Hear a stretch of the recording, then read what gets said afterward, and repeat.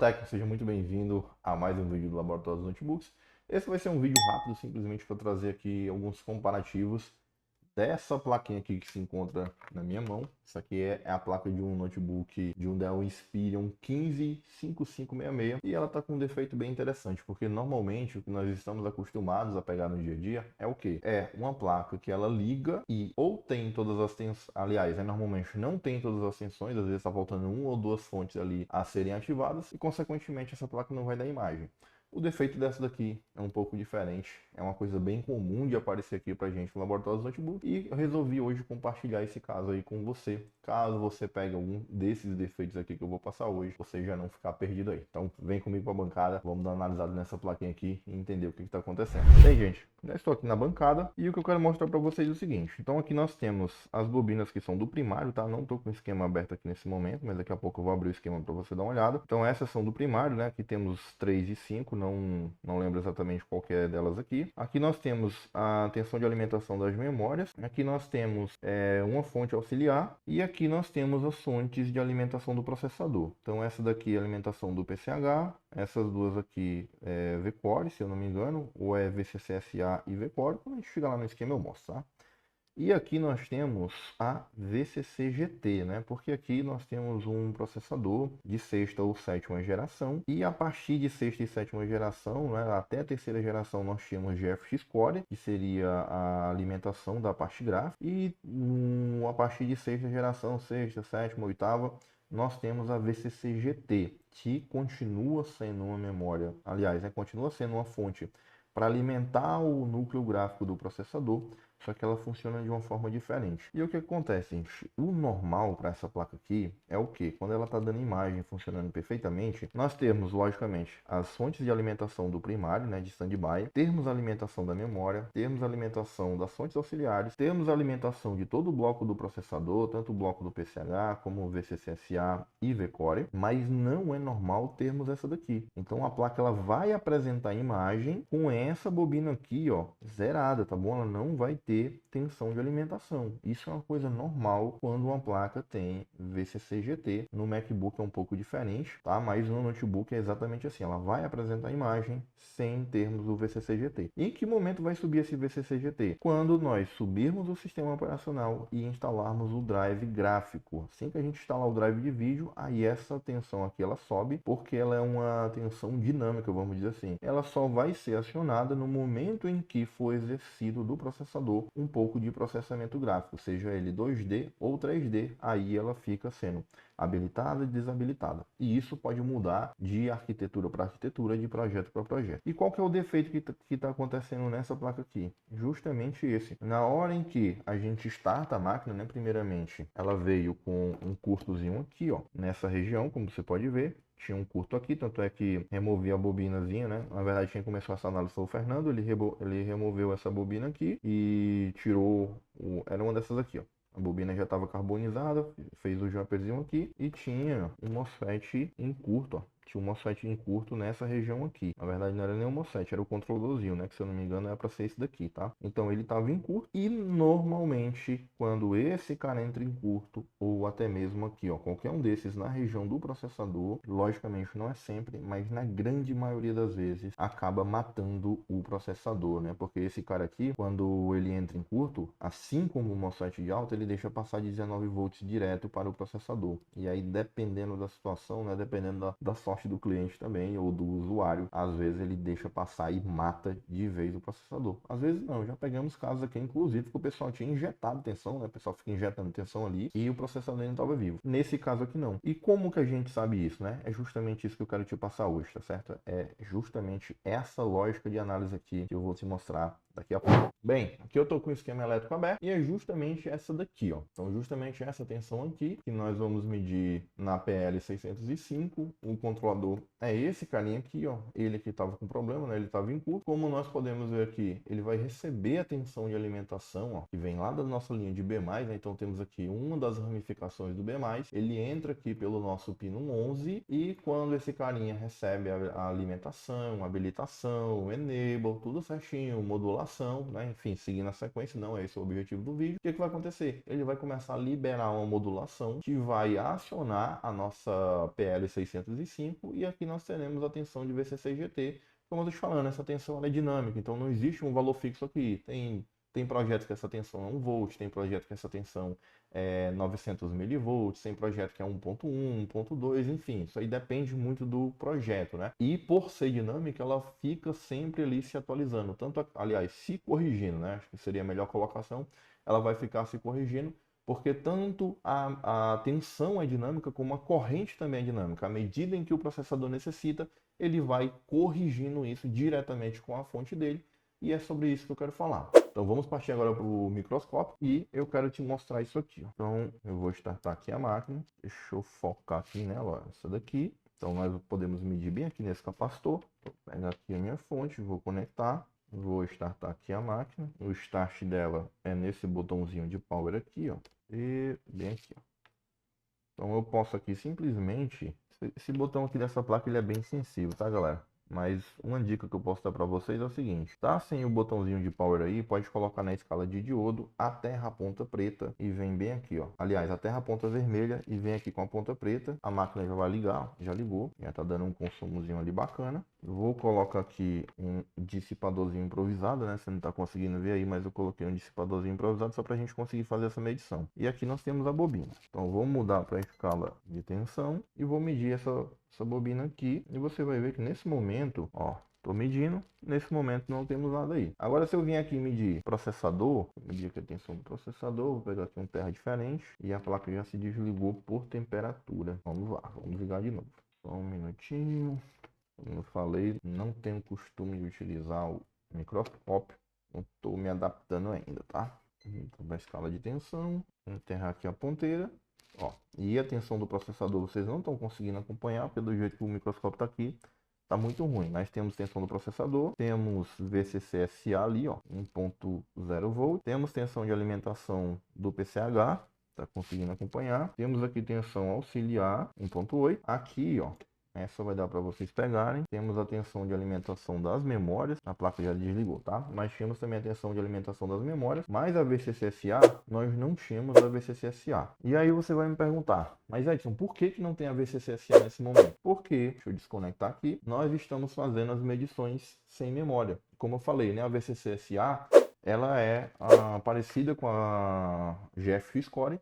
E ela é uma tensão em que só surge na placa no momento em que a placa está preparada para dar imagem. Então nós teremos aí algumas nuances, né? Quer saber um pouco mais sobre isso? Nos nossos cursos nós abordamos isso. Mas ela é uma memória que, ela é uma tensão que ela só vai surgir também se a memória estiver no lugar, tá bom? Então nesse momento não teremos essa tensão aqui, mas para ela surgir, né? Se você instalando no Drive, é óbvio que não tem como eu subir sistema operacional se não tiver memória no lugar. Mas eu vou colocar a memória agora e vai apresentar o defeito que eu queria mostrar para você. Eu vou plugar aqui a memória, vou ligar a placa novamente, colocar aqui. Na verdade dá até para fechar um curtozinho aqui para fazer isso mais rápido. Fechar um curtozinho aqui nesse conector, não foi ainda. Pronto, agora a placa ligou. Agora sim ela vai esquentar mais um pouquinho. Deixa eu colocar aqui o dissipador improvisado e vou medir novamente, ó. Deixa eu ver, mudar para cá para o microscópio, senão você não consegue acompanhar. E aqui, tá aqui nossa bobina, vou medir. E olha só, já tá dando aí 600 milivolts, né? Isso não pode acontecer, tá certo? Isso aqui não pode acontecer. Como eu te falei, vou desligar aqui a placa. Como eu falei, a VCC GT, ela é uma tensão que ela só pode surgir depois que eu subir o sistema operacional. Não estava subindo por quê, Edson? Porque nós não estávamos com memória. Então, a partir do momento que o processador identifica a memória, sabe que essa memória é compatível com o controlador de memória dele, ele vai seguir a sequência de inicialização na placa até o momento que ele assim, pô, chegou a hora de eu liberar sinal de imagem. Nessa hora de liberar sinal de imagem, ele vai fazer um teste na VCC GT. E nesse teste, ela só deveria subir a nível alto e depois deveria cair. Tá? Ela não poderia ficar, permanecer ativada, que é o que está acontecendo aqui. Ou seja, temos um defeito e até hoje, mas isso aqui com base na experiência, todas as vezes que eu peguei esse tipo de comportamento, só teve uma única vez que eu peguei isso, que era o controlador, mas ele já foi trocado, né? Já fizemos análise, já trocamos o controlador. Eu sempre tento seguir o padrão, fazer teste com uma BIOS que eu sei que está 100% funcional, fizemos esse teste também, não resolveu.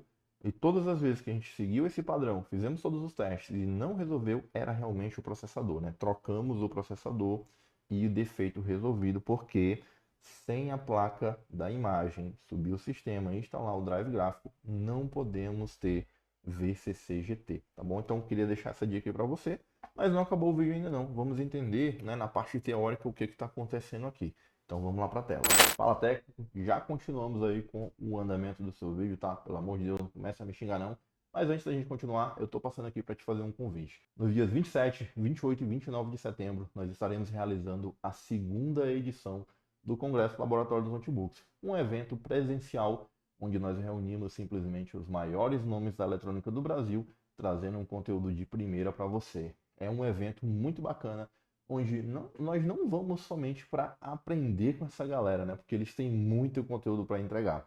Mas também nós vamos para fazer aquele network bacana, afinal de contas. Uma das coisas que você que é técnico precisa colocar na sua cabeça é, para dar o próximo passo, além do seu conhecimento, você tem que contar com o conhecimento de outras pessoas. Sabe, uma troca de experiência, afinal de contas, quem já trilhou o caminho que você agora está se preparando para trilhar, tem uma capacidade muito boa de contribuir e alavancar os seus resultados. E nada melhor do que isso, do que a gente fazer aquele network bacana.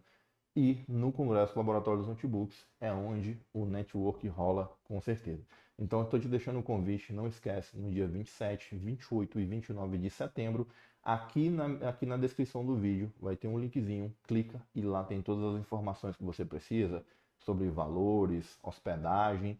E se ficar com alguma dúvida, não esquece de comentar ou de lá mesmo na página para você fazer a sua reserva, também tem um botãozinho no WhatsApp onde a minha equipe vai estar te esperando para tirar todas as suas dúvidas. Então não perde essa oportunidade.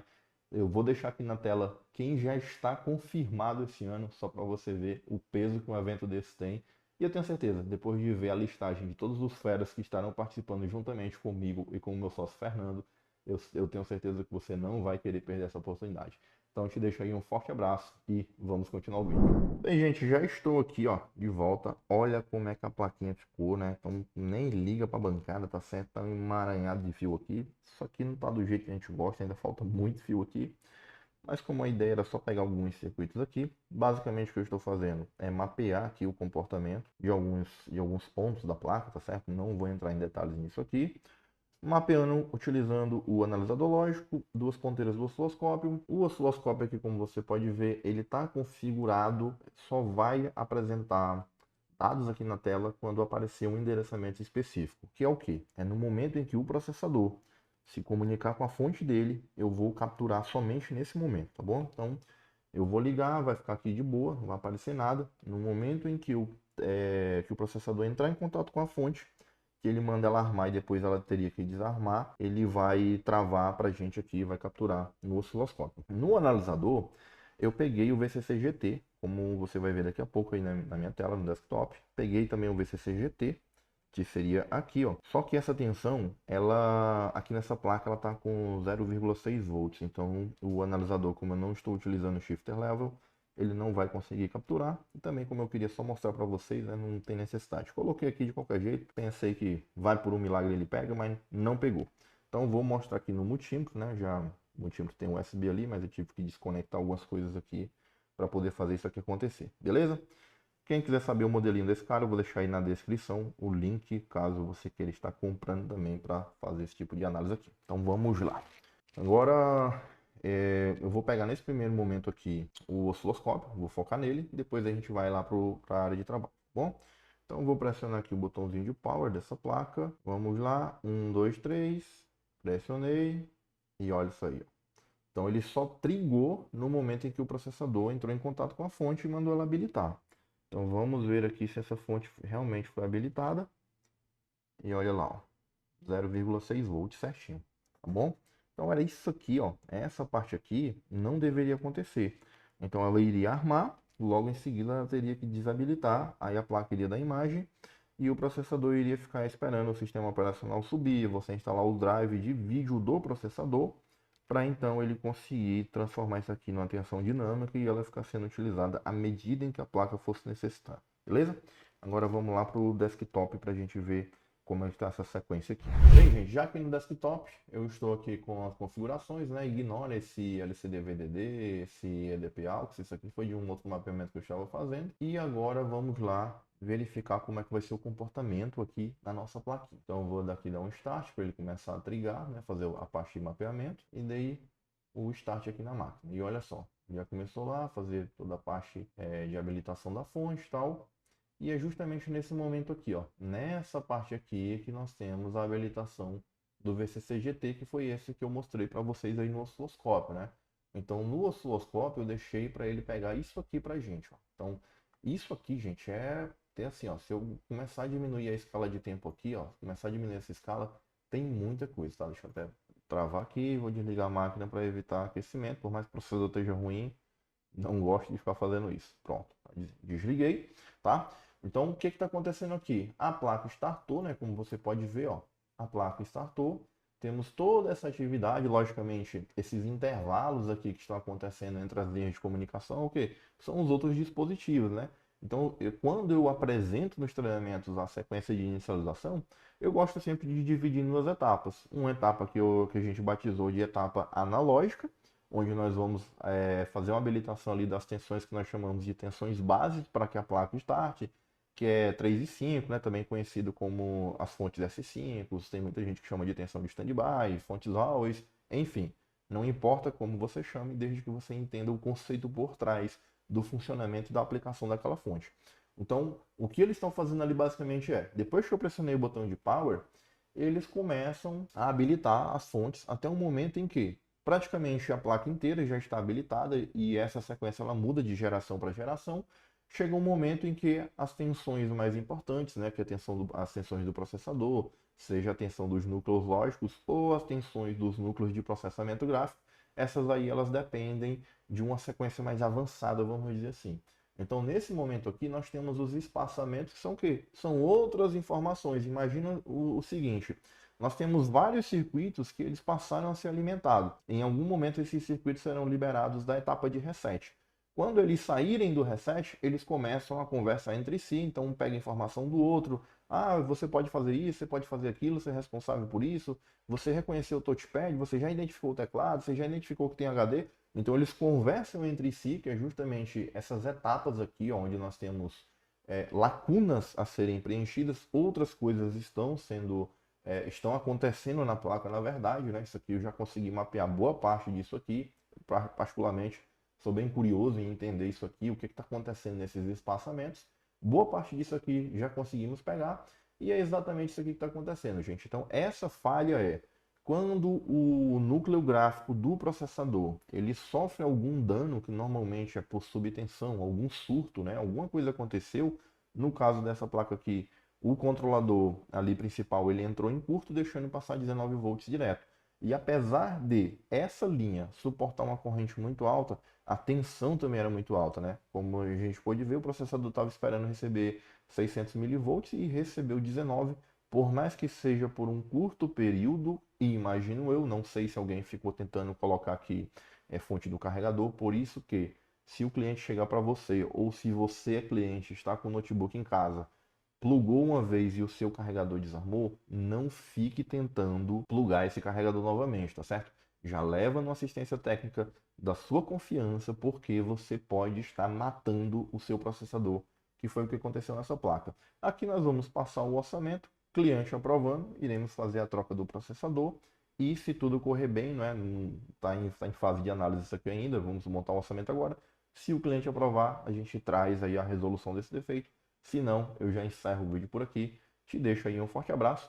E se você gostou desse tipo de conteúdo, desse tipo de análise, comenta aí, não esquece de deixar o like. Compartilhe esse vídeo tanto nos seus grupos como com os seus amigos que também curtem esse tipo de análise. Para você não leva nem 2 minutinhos fazer tudo isso que eu falei, mas para a gente dar uma moral muito grande, beleza? Isso mostra para o YouTube que o conteúdo que nós estamos trazendo é relevante para você e pode ser relevante para outras pessoas. Então ele começa a recomendar esse conteúdo. Agora sim, no mais eu te deixo aí um forte abraço e até o próximo vídeo.